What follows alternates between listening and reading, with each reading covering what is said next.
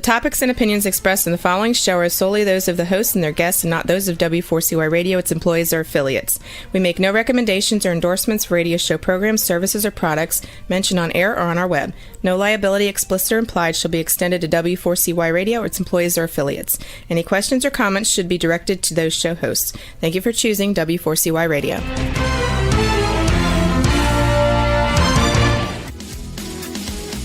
Barry G. Fowler, EA, brings you Tax Talk for You right here on W4CY Radio and Talk4 TV.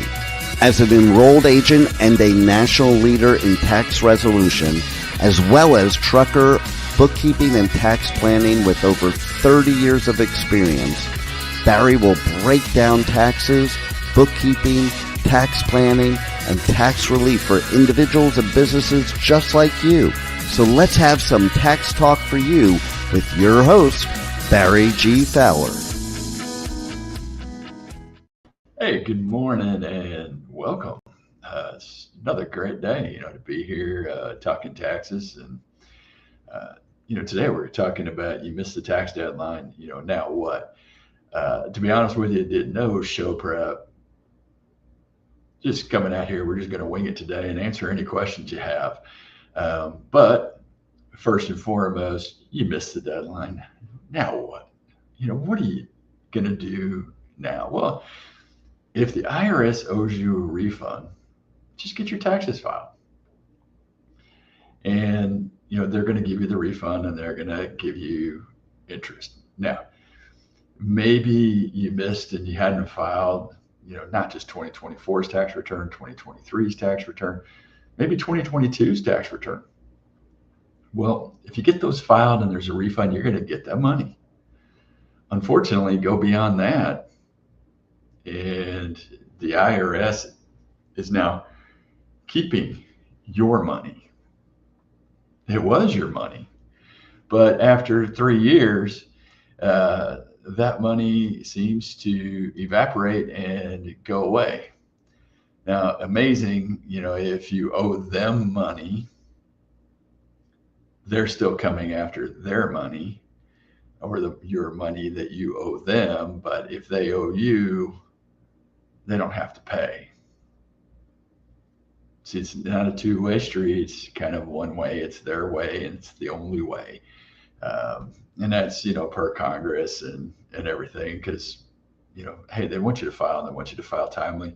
And then, they've spent the money anyway. So, hey, you're not going to get it back. Now, that being said, you can get the refunds and everything, and they're going to pay the interest on those as well. Not as much as what you would probably make out right now investing elsewhere, but you're going to get that money back plus refund.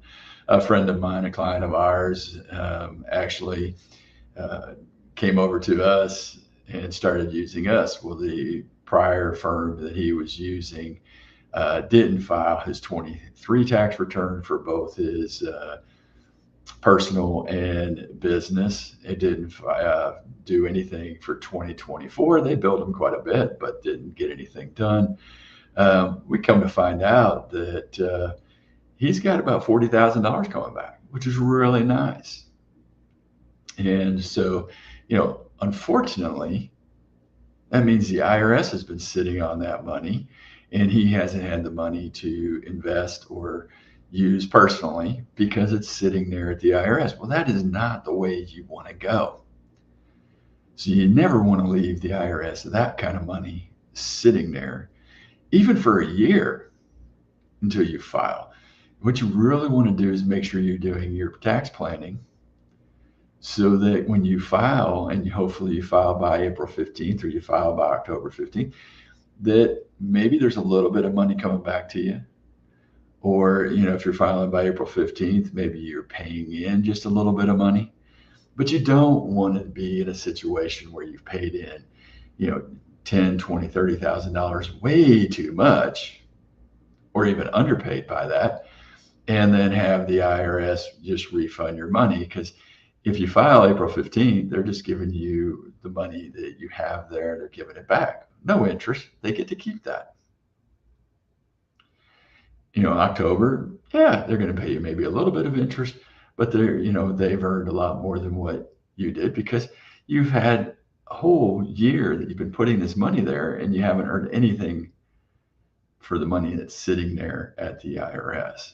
So, there's never a goal to overpay, at least not overpay by a lot of money, and it's never a goal to underpay by a lot of money. You want to make sure your estimates are right. You want to make sure you're paying in the right amount of money, and then you can go, from there. So, using that as an example, you're looking at, somebody that gave away, 12 or 13 or $1,500 in interest income, not to mention much more than that they probably could have earned on them by themselves. Or let's say you got credit card debt or something else out there that's now high interest rate. Well, you should think you could have taken that kind of $40,000 and paid off quite a bit of debt and saved you a lot of interest even on your credit cards. So, those are the kind of things that you've got to look at and really, really make a decision of, hey, how much money am I paying in? How much money am I getting back? And then modify that each year so that you're only paying in the right amount of money, especially when you're in business. So, if you're self-employed, running a consulting business, maybe you run an S corp, maybe you run a LLC or a multi-member partnership. You got to really look at how much you're paying in estimated taxes. Or, if you're an S corp and you're on payroll, how much money are you paying from there? And, run those estimates and be as close to the amount of money that you're going to owe come April 15th every single year. Don't just assume and pay in a whole bunch. Hey, this is what I love, questions. And if you got questions, please send them in. We need as much help today's show because it's all about you and the questions that you have. And we got our first question, which is from Greg. Hey, great.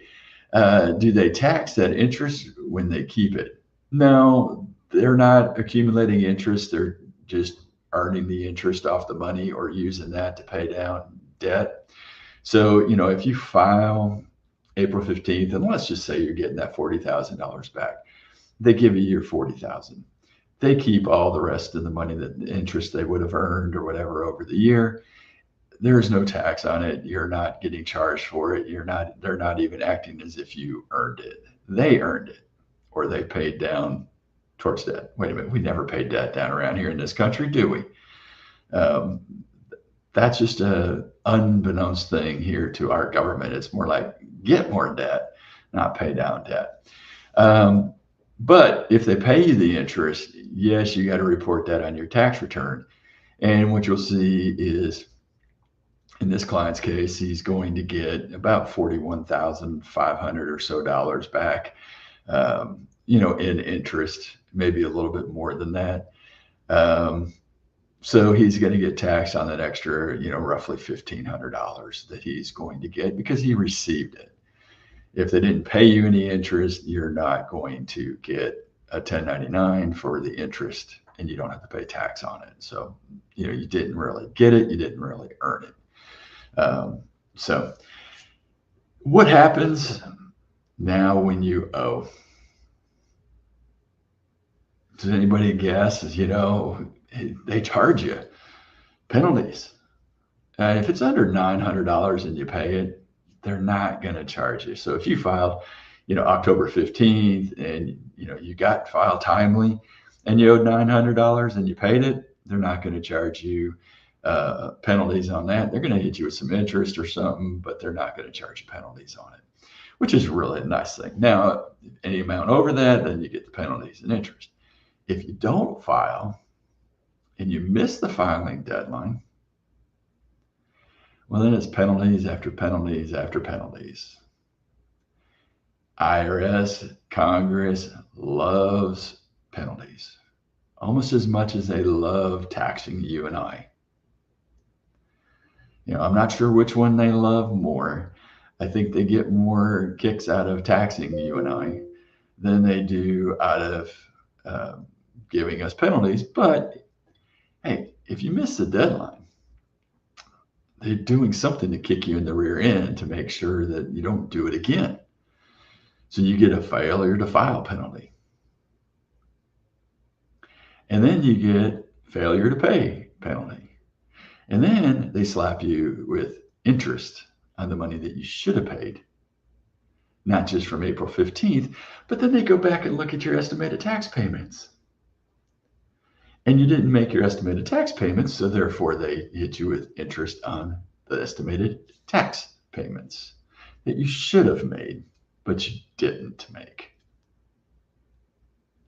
See, that all adds up. You know, if it isn't bad enough that they hit you with the penalty, and then they hit you with penalties after penalties, and they continue to accumulate those penalties for a period of time for the failure to file, and they hit you each month while you haven't filed. And then, of course, they hit you with the penalties for failure to pay and add to it every month for a certain number of months out there. And then they continue to add the interest. So somebody asked me one day, how did $10,000 turn into a $20,000 tax debt? Penalties and interest over time. So, you know, you kind of got to think about this. You know, should I be making sure I make all my tax payments and estimated tax payments? Absolutely. And then, you know, should I pay this off sooner rather than later? Yes. If you got the wherewithal to pay it, yes, you should always step up and pay it. Hey, we got some other questions coming in. We're going to take a short break, and then we're going to start maybe addressing some of those questions and still talking about penalties, and then what can we do to solve the tax problem before it becomes too late. And we'll do that right after this. We have only scratched the surface of today's show. Please stand by, as Barry G. Fowler will be right back with Tax Talk for You. If you owe the IRS or are going through an IRS audit, don't go at it alone. Call Taxation Solutions Tax Relief at 888-930-1016. We are your solution for IRS debts, audits, back taxes, garnishments, liens, and levies. Whether you're an individual or business, you need a solution and a strong, aggressive tax resolution. Don't let the IRS walk all over you. Stop the IRS now. Call 888-930-1016 or go to taxationsolutions.net now for a free, no obligation consultation. Let's get back to Tax Talk for You with more Tax Talk. Once again, here's your host, Barry G. Fowler. Hey, penalties. Everybody's got to, charge you penalties. If you're late paying a credit card, they charge you a penalty, and then they charge you interest. And then they even increase the interest rate. In this case, we're talking about taxes. And, we had a question from Jeff that came in, and kind of where you're getting there is how much is the penalty and how long do the IRS charge these penalties if you fail to file? Well, the failure to file penalty is charged at 5% of your unpaid tax for each month or part of a month your return is late. So the sooner you file, the better. Now, if you've paid all your taxes and you got a refund, there's no penalties. Now, this penalty only goes on for 5 months. So it caps at 25%. So if you owed $10,000, you're going to get a 5% penalty for 5 months, a 25% penalty basically. So another $2,500. So, you kind of got to look at this and say, hey, I've got to get this thing filed as soon as possible. Now, that goes also is if you don't file an extension and all of a sudden you owe money and you thought you were getting a refund, well, and you file by October, that's 6 months. They're going to charge you that penalty over that period of time because it was due April 15th and you didn't file for an extension. Now, remember, an extension is a time to file, but not a time to pay. You're still supposed to pay by April 15th. Now, what happens also if you fail to pay? Which, they're giving you the failure to file penalty based on how much money you owe. So again, if you didn't owe anything, you don't get the penalty. The failure to pay penalty goes right on top of that failure to file penalty. And it's typically 0.5% of your unpaid tax for each month or part of a month the tax remains unpaid. It continues until either the tax is paid or it hits the maximum cap of 25% of your unpaid taxes. Whew. See, that's where we now got to $15,000 off a $10,000 tax debt. Now, they also have a right to tax you and increase this penalty up to 1% based on different situations that you may be in. So, you kind of got to see exactly what the IRS is doing to you. And then they charge you interest. Now, they don't just charge you interest on that $10,000 tax. But to make matters worse, they charge you interest on the tax and the penalties that are outstanding until it's paid in full. There is no cap on the interest they're going to charge you. Even when you're on a payment plan, they continue to charge you interest on both the penalties and the taxes that are owed.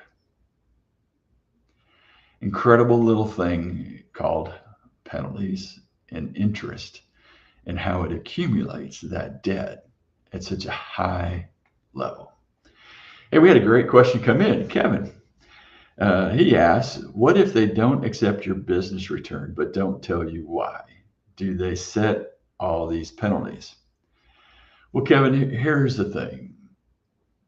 The IRS should be telling you and sending you a letter of exactly why your business return wasn't accepted. So we're going to make some assumptions here, or you can ask the next question and tell me what kind of company you have. Was it a partnership? Was it an S corp? Was it a single member LLC? Was it an Inc? How are you set up? But I'm going to take some guesses here. So you're Kevin and Company Inc.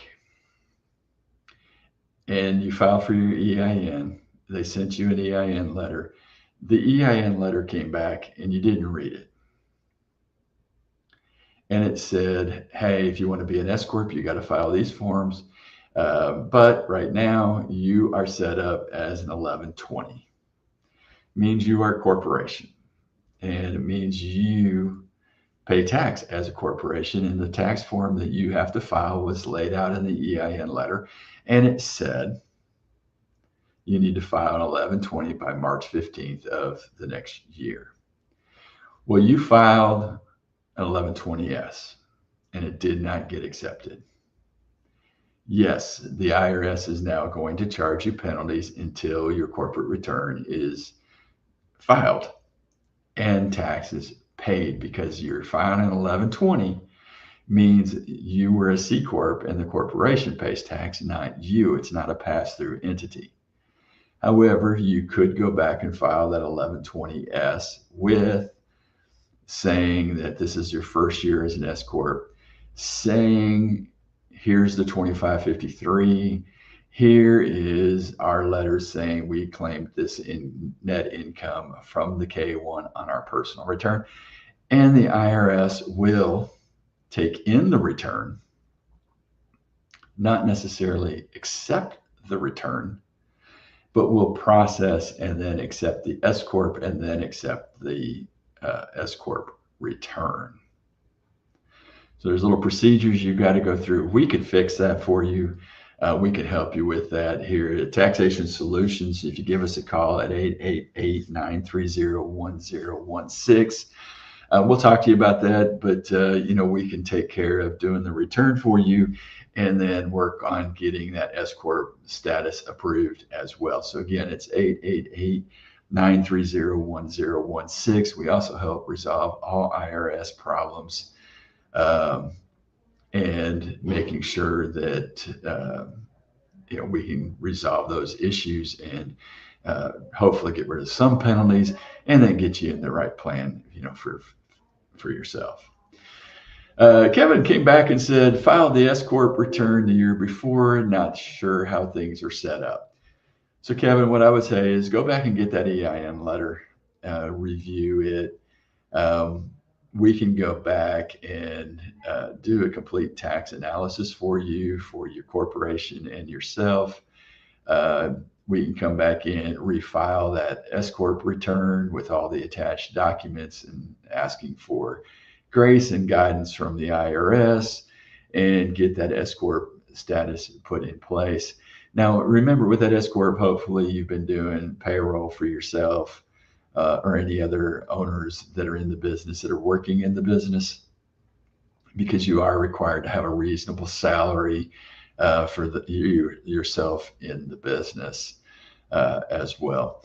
And one other thing I would warn you, if you don't remember what was in that EIN letter, it gives you a couple other things that you would need to follow. One of that is payroll taxes, which means it will tell you if you got to file a 943, 941, 940s. Those things are in that letter, especially if you put on the SS4 when you applied for that S-Corp, you applied for the employer identification number, that you're going to run payroll sometime in the next year. They automatically assume that you should be filing these forms. Even if it's zero, the IRS requires those to be filed as well. And it takes them a little while to start generating penalties and requests for those forms. But you would have to watch out for those as well. So, it becomes one of those difficult things that you need to make sure of when you're setting up your company. The very first thing you've done is, one, you've went to the Secretary of State's office in your state and you set up Kevin and Company Inc. or Kevin and Company LLC or Widgets Inc., Widgets LLC, and you fill out, after you get that designation and everything, then you turn around and apply for your employer identification number. So one's through the state, one's through the federal government. And once you have your company name, you file the SS4, you get your employer identification number, and then it becomes one of those most important things. Read that letter. Read what the IRS sends you. Read what the IRS told you if you did it online. Make sure that you're following through.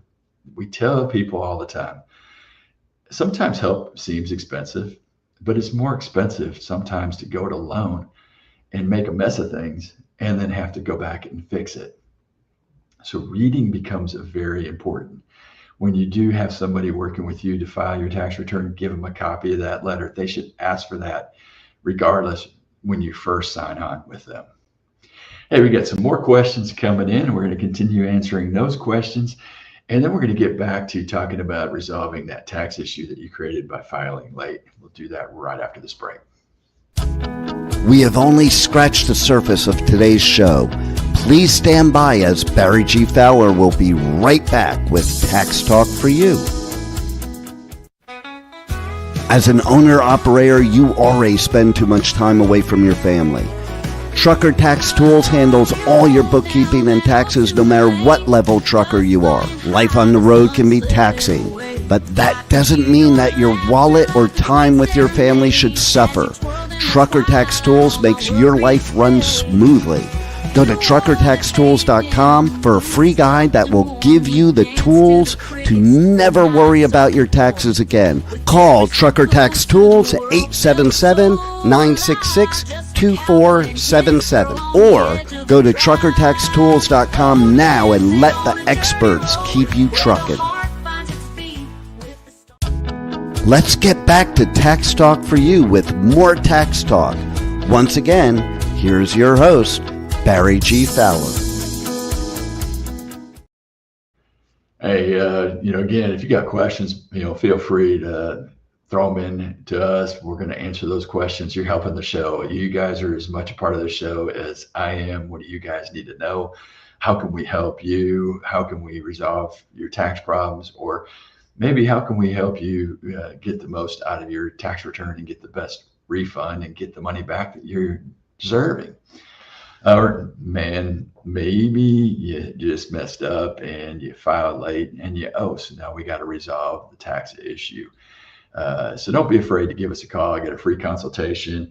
Let us see what we can do for you and how we can help you. Again, it's 888-930-1016. Again, 888-930-1016. Hey, we got a question in from Leslie. Yep, we've been talking about these EIN letters. She's asking, if you missed the letter and don't know what the corporation is set up as, how can you figure it out? One, hopefully, if you've kept the letter, you can go back and try to find it. I know what happens to a lot of IRS correspondence. Sometimes people just throw them out and they don't pay attention. Or even if you had a registered agent or somebody that filed for you, they maybe have gotten that letter and you'd be able to contact them and they should be able to say, yeah, I got a copy of it and can give it to you. If you've done it all yourself and you lost it or just have no idea where it is, the next best thing would be to call the IRS. Be ready to be able to give them that employer identification number, which I'm sure you have. Give them the employer address, make sure it is the correct address for the business, and then your information and what your ownership or work position is within the company. Now, the IRS will give you all the information you need of who, what, where, when, and why you need to file. So they would be able to answer the question for you saying, hey, your LLC was set up as a single member sole proprietorship, and therefore you file on Schedule C of your personal tax return. Or it said that you filed as a multi-member LLC and should be filing a partnership return, and here's your deadlines. Now, if you do call the IRS and ask those couple things of how should I be filing, make sure they look at everything. Are you responsible to file payroll tax returns? Maybe you're a trucking company. Are you required to file the heavy highway hauling tax return 2290, which is due in June, July of every year? IRS may have those filing requirements down for you as well. Now, once you figure all that out in talking with them, if you're not running payroll and you have no employees and they say you have payroll taxes to be filed, talk to the agent on the phone right there and tell them, I don't have employees. I am not running payroll. They can remove that payroll filing requirement for you and remove all the returns that have not been filed. Now, if they've done substitute for returns, you may have to go back and do amended returns or do actual returns and show that it was zeros. But just talk to the agent out there. They're going to give you that information. Now, if you don't have 3-4 hours to sit on the phone and wait for the IRS, well, right now it may be longer than that with only maybe 25% of their workforce working. We can do a complete tax analysis for you and your business and make sure that everything is correct, which isn't a bad thing. And it's relatively expensive right now. We have discounted tax analysis running for people currently across the board. It's taxationsolutions.net, or you can just give us a call at 888-930-1016. Again, 888-930-1016. Give us a call. We'll do that tax analysis for you. It's very deeply discounted, just to be able to help you, and just make sure you reference the show Tax Talk for You. Hey, while we're talking about Tax Talk for You, if you go to Tax Talk, the number 4, the letter U.com, you can follow us over there, follow us on Facebook, and never, ever miss an episode for Tax Talk for You.com on W4CY Radio, which we're here every Monday at 10 a.m. Eastern Time. But if you follow us, you'll never miss a show, which is the best thing for you. If you need information about taxes, and we have open forums, so therefore, if you have questions, we're going to answer those questions and help you out. We have a question here from, looks like Joey. Heard a rumor that the IRS will actually forgive taxes. Well, the answer to that is, yeah, they do. If you can get through 10 years. Yeah, 10 years without the IRS doing collections and levying your bank account, or doing a wage garnishment, or if you're in Social Security or pension, they can garnish those as well. But in general, the IRS has 10 years to collect on unpaid tax debt. After that, the debt is wiped clean from the books. The IRS just writes it off. Now, that's the 10-year statute of limitations. Now, 10 years isn't just 10 years. So 10 years can be extended. So depending on if you file for like a CDP hearing, collection due process hearing, you file for non-collectible status, while anything is pending, it stops that collection activity. It stops the statute of limitations from running. Now, that statute of 10 years is 10 years from the day that you file and the return is accepted.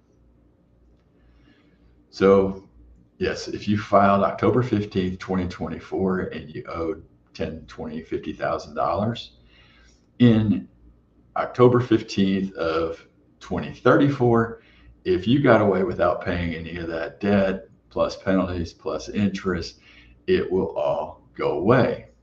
Unless you filed for offering compromise, CDP hearing, non-collectible status, then that time period is going to continue to hold the statute of limitations. So let's say you decided to file for an offering compromise on back tax debt, and it sits out there and is processed for, let's say, a year.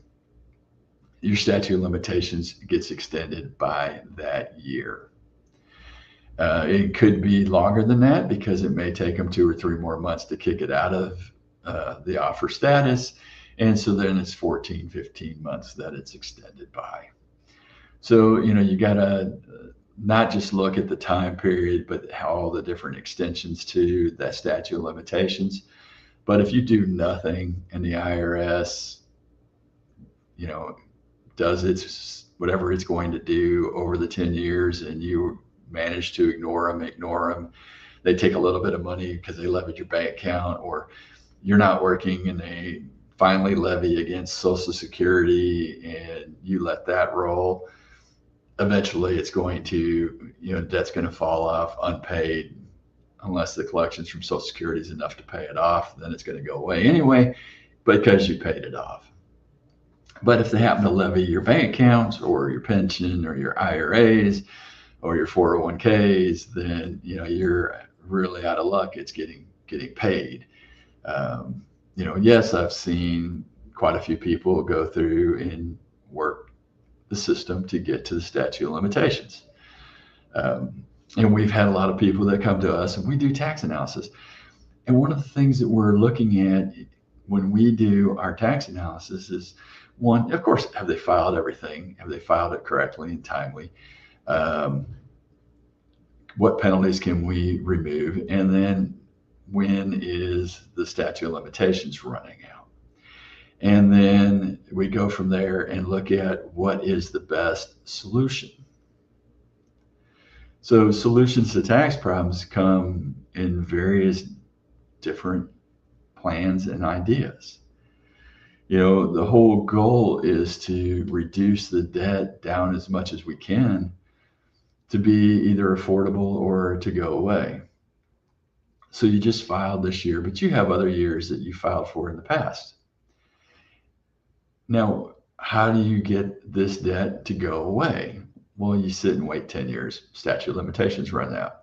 Okay, maybe you can make it to there, but maybe you can't. What are the true and real options? And where do you go from here? You've seen it accumulate. You see the debt get worse and worse. Now, what do you need to do to put a solution to your tax problem once and for all? Hey, it's anybody's guess, but I know. And right after we take this quick break, I'm going to give you some hints on what you can do, what we can do to solve your tax problem with the IRS. We'll do that right after this. We have only scratched the surface of today's show. Please stand by as Barry G. Fowler will be right back with Tax Talk for You. As an owner-operator, you already spend too much time away from your family. Stop spending time doing paperwork.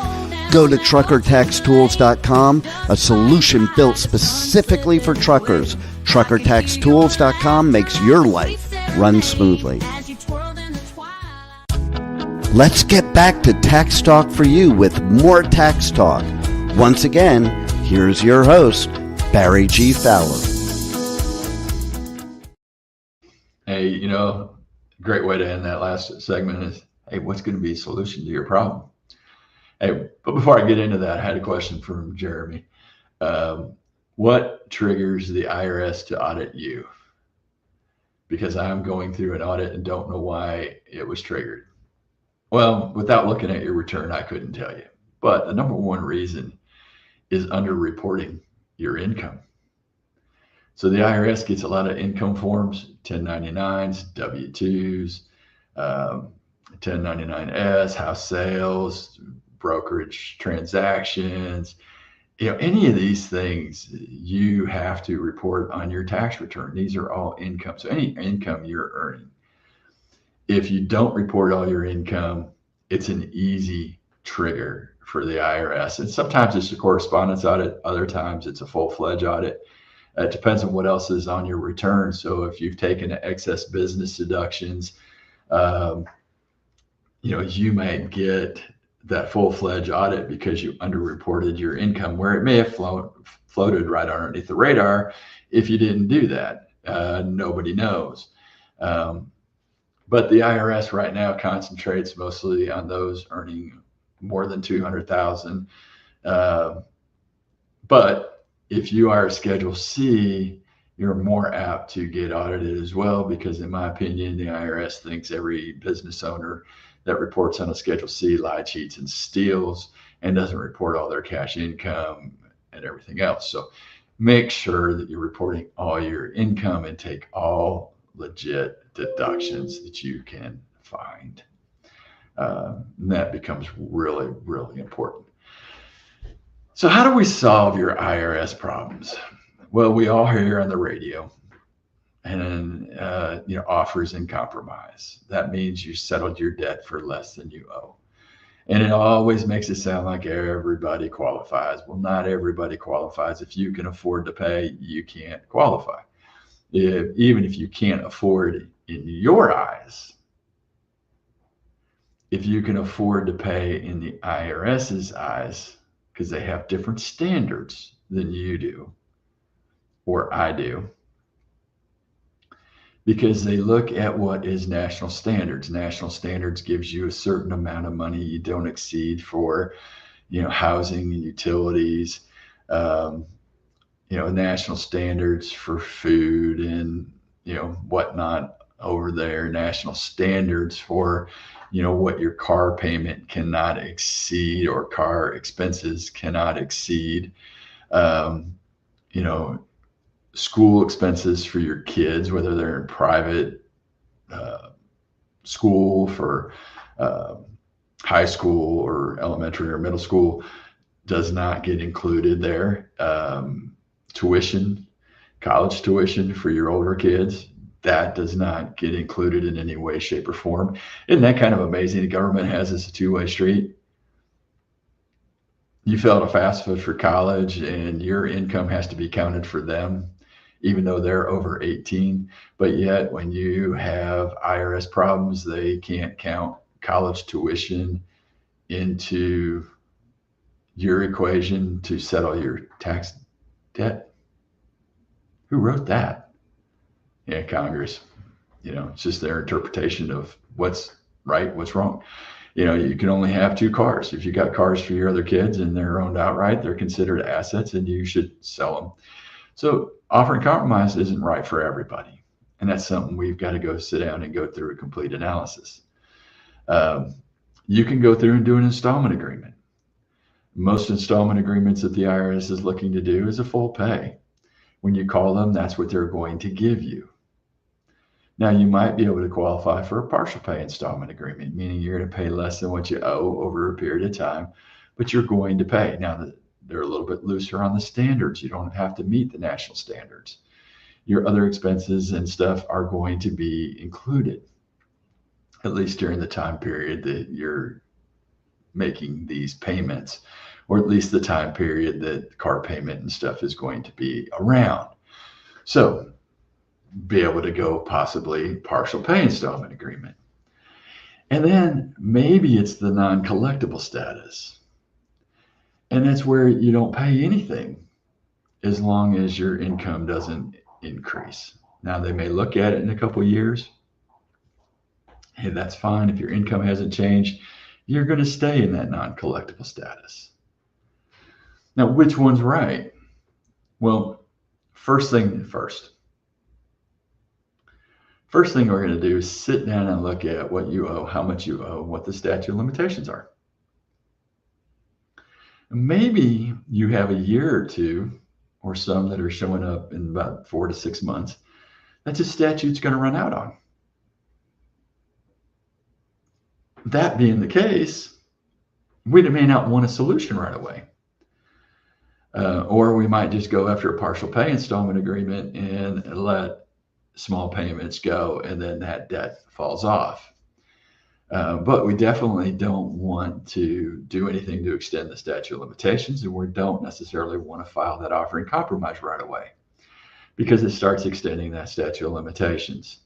Now, the other fault with this offering compromise is it also has a 5-year period of full compliance.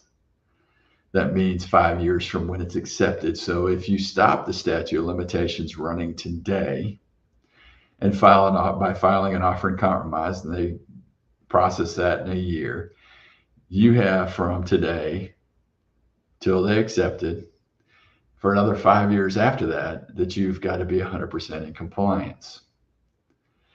And after that if you're sometime during that 5 years, you fail to stay in compliance, all the debt comes flowing back with the original statute of limitations starting from there. So wherever you were in your statutes, it picks up. So sometimes that is not the best course of action to take, especially if you know for a fact that there's no way you're going to stay 100% in compliance with the tax laws. So sometimes that partial pay installment agreement works better. Sometimes that non-collectible status, works better. Sometimes that full pay installment agreement is just the only option for you. But it's one of those things that we can sit down and look at doing. Now, we see this a lot for truckers. And we see this a lot for small business owners, across the board. They get into some small problems and it becomes larger problems. And what's going to be the solution? Well, if you call up one of those radio ads, TV ads, they're going to tell you you're going to qualify for an offer in compromise and get you to sign up. But the whole thing they said was before that, possibly, maybe, nothing's for certain. It depends on whether the IRS will accept it. All excuses. That's why sometimes it's best to go sit down and go through a complete tax analysis to where we can actually design the program to say, hey, you're going to qualify based on this or that. And then here's what the cost is to get you into this program. And whether you go with us or not from that standpoint, at least you are armed with the knowledge to be able to determine what route you need to go to put the best solution in place for you. Now, we've even told some people, hey, this is easy enough. You should be able to do this, this, and this yourself and get your tax problem resolved. We handle everybody case by case. There is no cookie cutter to this.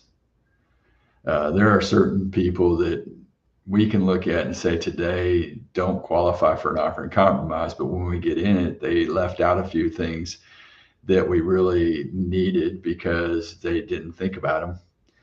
And then we change one or two things that they're doing in their life, and all of a sudden they qualify to file an offer in compromise and settle $1 million tax debt for somebody for far less than what they're going to owe, because we were able to make changes to their life to qualify better in an offer in compromise and something they can afford. Danny asks, how long does tax analysis take? Well, there's 2 steps to it. The first step is going to be calling the IRS. We always put into our tax analysis a hold with the IRS.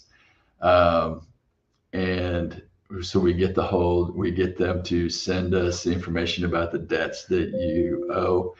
And then we wait for the IRS to process that power of attorney. So our system can pull everything else from the IRS in about 2 weeks. Where we get all the CSED dates and everything else that's there, which is the statute of limitation dates, and any other information that we could not get from a revenue agent on the phone. So about 2 to 3 weeks, and we've got all the stuff here to be able to tell you where we go from there. Tax analysis costs will vary, but right now we're doing 50% off. So call us at 888-930-1016. Jump in today and take advantage of that. Harriet asked, does this work for small corp as well? Well, Harriet, it depends on how you're reporting. If you're reporting on 1120, yes, we can do certain things for you there. If you're reporting as an S corp, then all the taxes actually flow to your personal.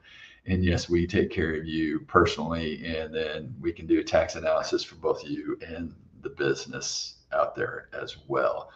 Now, payroll taxes, that's a whole nother story. We did a whole segment on payroll taxes. So if you go look at our podcast, you can go to Tax Talk for You and do a search over there, and you can find a podcast about payroll taxes and how to deal with those as well. Matter of fact, we might have another great discussion about payroll taxes here out there.